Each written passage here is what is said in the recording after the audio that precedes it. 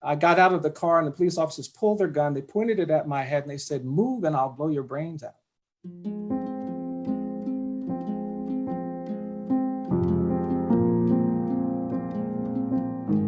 I thought that if I did the things they told me to do, I started in a colored school, the lawyers came in and opened up the public schools. I thought if I did all the hard work, that everything was going to be great. There'd be equality. And I did my part, I think. I studied, I went to high school, I went to college, I got admitted to Harvard Law School. I graduated from Harvard Law School. I started practicing law. And I was on the street in Atlanta, Georgia, a few years after graduating, preparing for a case when police officers stopped me. I got out of the car and the police officers pulled their gun. They pointed it at my head and they said, "Move and I'll blow your brains out." And I had to calm those officers down. And I was humiliated by people in the community. And it was painful to me to reckon with this fact that all of that hard work and education didn't shield me from that threat and violence. And I have argued cases at the Supreme Court, and I still go into courtrooms where judges who don't know me will tell me to leave the courtroom and wait until my lawyer gets here. And the reality of that has to be articulated and expressed. Black people in this country are presumed dangerous and guilty, and we have to manage and navigate these presumptions. And I think it's important to admit to the burden of that. And I will tell you, I've gotten old enough now that when you have to keep navigating these things, you get tired. And I'm exhausted of living in a world where we have to navigate all of these challenges. But the other thing that I know is that when I look back, I have something that is really powerful.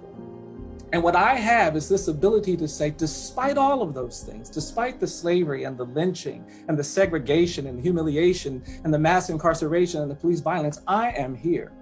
And I'm here lifted up by all of these people who did all of these things. I'm the great grandson of people who were enslaved in Virginia. My great grandfather, enslaved in Caroline County, Virginia, learned to read while enslaved because he had this belief that one day he would be free. And he invested in his mind, even though it was dangerous. And when emancipation came, my grandmother told me all of the enslaved people, formerly enslaved people, would come to their home and she would sit next to him, and every night he would read the newspaper.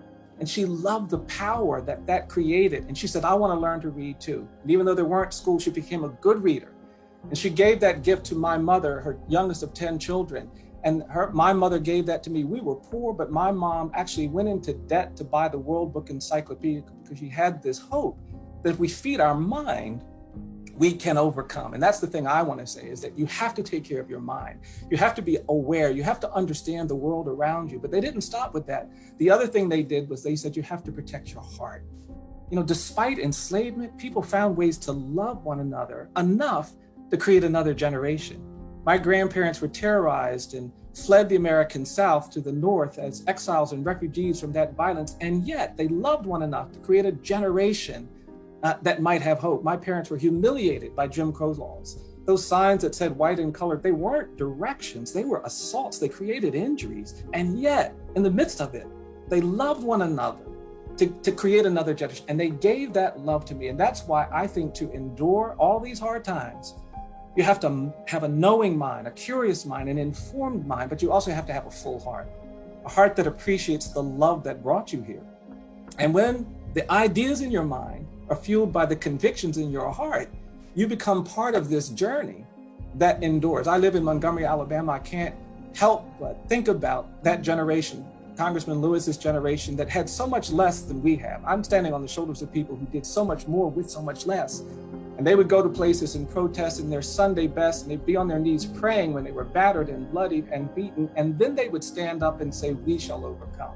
That's the mind and the heart connecting in something that is impossible to defeat.